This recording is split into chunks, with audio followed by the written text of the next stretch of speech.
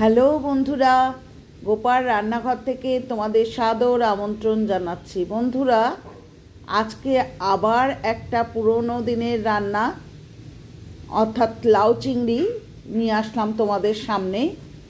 তো এই সময় শীতকালে কিন্তু লাউও খুব সুন্দর কচি কচি লাউ পাওয়া যায়। তো সেই লাউ তোমরা নিরামিষভাবেও করতে পারো, আমিষভাবেও করতে পারো। অর্থাৎ চিংড়ি মাছ দিয়ে শুধু নয়, লাউ কিন্তু শোল মাছ দিয়েও খুব ভালো লাগে, জ্যান্ত জিওল মাছগুলো দিয়ে খুব ভালো লাগে, লাউ মাছের মাথা দিয়ে খুব ভালো লাগে। সুতরাং লাউ যে কোনোভাবেই হোক না কেন, সেটা কিন্তু খুবই সুন্দর একটা ডিশ। আর লাউয়ের কোনো অংশই ফেলা যায় না, লাউয়ের খোসাও খুব সুন্দরভাবে ভাজা যায়, সেটাও একদিন দেখাবো।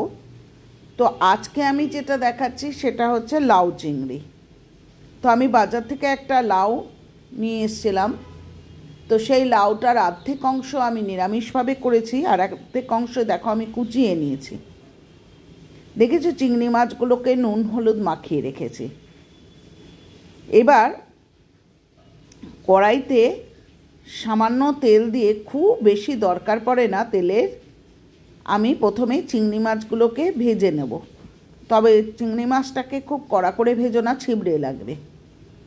অল্প করে হালকা করে চিংড়ি মাছটাকে ভেজে নিলাম। ভেজে এটাকে অন্য একটা পাত্রে তুলে রাখলাম।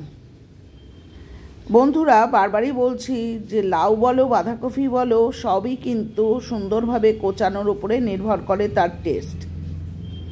এবার তেজপাতা এবং সাদা জিরেকে ফোড়নে দিলাম। আমি শুকনো লঙ্কা দেব না, তার কারণ হচ্ছে এটা একটা নিরামিষ সবজি, এটা কিন্তু অনেক হালকা সবজি, এটা এত ঝালের প্রয়োজন পড়ে না। লাউটা ছেড়ে দিয়ে নুন দিয়ে দিলাম, তার কারণ হচ্ছে এর মধ্যে একটু হলুদ গুঁড়ো দিলাম। লাউ থেকে জল বেরোয় হচ্ছে নুন দিলে। ধনের গুঁড়ো দিলাম 1 চামচ এবং 1 চামচ জিরের গুঁড়ো দেব। দিয়ে আমি ভালো করে নাড়াচাড়া করে দিলাম। লাউয়ে যেটা আমি দেব সেটা হচ্ছে একটু আদা বাটা দেব।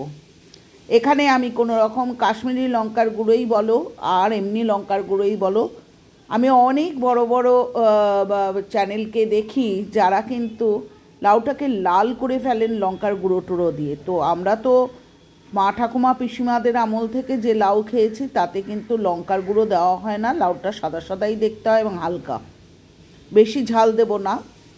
2টো লঙ্কা ফাটিয়ে দিয়ে দিলাম, কারণ লাউটা যেহেতু ঠান্ডা তরকারি, এটাই বেশি ঝালের দরকার পড়ে না। আমি খানিকটা আদা বাটাও দিয়ে দিয়েছি।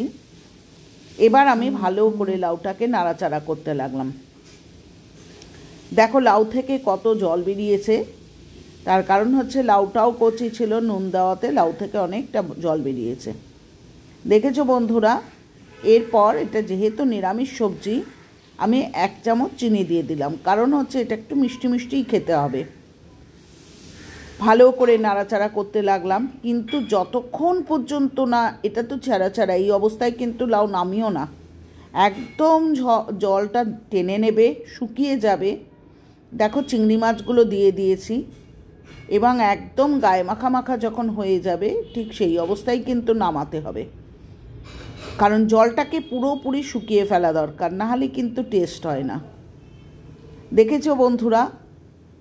আচ্ছা, কোনো লাউ কিন্তু একটু শক্ত থাকে, লাউ নিয়ে এসে ফ্রিজে রাখবে না। কোনো লাউ একটু শক্ত থাকে, সেটাই কিন্তু একটু দুধ দিয়ে দেবে। একটু দুধ দিলে লাউটা নরম হয়ে যায়। হয়ে গেল আমার চিংড়ি মাছ দিয়ে লাউ ঘন্ট। গরম ভাতের সাথে খেতে খুবই ভালো লাগে, তামঝামেরও কোনো প্রয়োজন নেই, একদম সোজা রেসিপি। আর যেটা বারবারই বলছি, এটার মধ্যে লঙ্কার গুঁড়ো দিয়ে বা অন্য কিছু দিয়ে কিন্তু লাউটাকে নষ্ট করো না। লাউ সেদ্ধ না হলে একটু দুধ দিও। অনেক টিপস দিয়ে দিলাম। আমি ধনে পাতা কুচিও দেবো না, গরম মশলাও দেবো না, তার কারণ হচ্ছে চিংড়ি মাছের নিজস্ব একটা স্মেল আছে, সেটা চাপা পড়ে যায়। ঠিক আছে? তো এই হচ্ছে আমার চিংড়ি মাছ দিয়ে লাউ ঘন্ট। তো একবার রিকোয়েস্ট থাকলেও প্রত্যেকে এইভাবে করে দেখো, ভালোই লাগবে। পুরনো বন্ধুরা যেমনভাবে পাশে আছো তেমনভাবেই পাশে থেকো, আমি তোমাদের কাছে কৃতজ্ঞ। আর নতুন বন্ধুরা বেল আইকনটা প্রেস করে চ্যানেলটা সাবস্ক্রাইব করো, লাইক করো, কমেন্ট করো, শেয়ার করো। বেল আইকনটা প্রেস করবে, তার কারণ হচ্ছে তাহলে নোটিফিকেশন তোমাদের কাছে পৌঁছলেই তোমরা ভিডিওটা দেখতে পারবে। আজ আসি, টাটা। পরের দিন ফিরবো আবার নতুন কোনো আইটেম নিয়ে। একটা সুন্দর কমেন্ট করো বন্ধু, আর ফুল ওয়াচ করো।